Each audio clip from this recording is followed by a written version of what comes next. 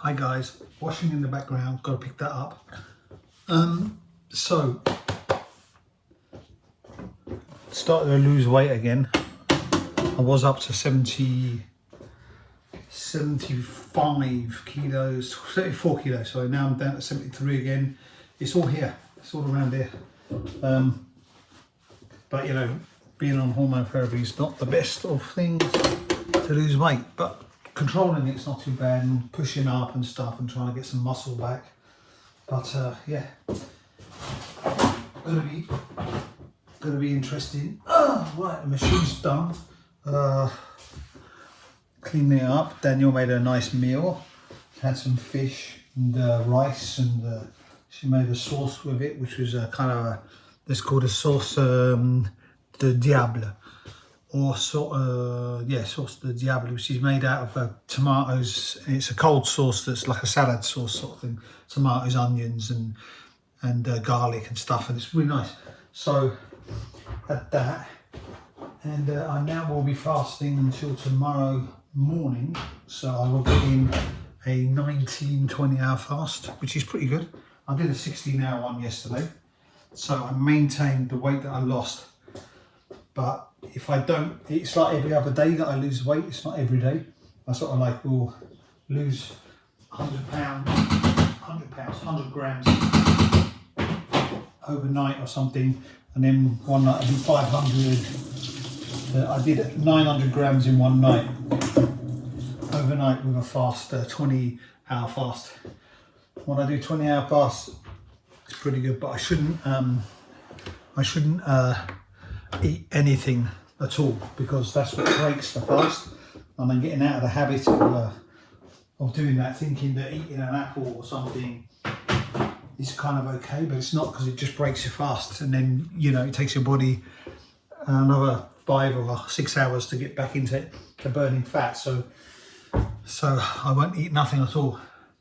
I'm tempted sometimes, but I've got to be a bit more disciplined about it. But anyway, this is a really interesting thing that people don't show in vlogs, is picking up your underwear and socks, yeah? So, and then putting it in the other room and putting them away later on. That is something that's really, really, really interesting to show on the internet, yeah?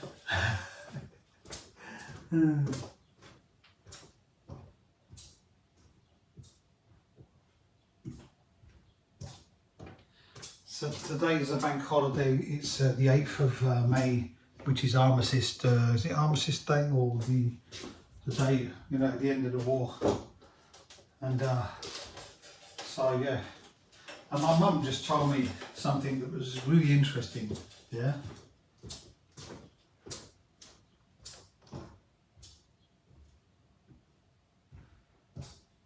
Which is not the it's not the First World War. She was talking about the Second World War. I think this is the First World War.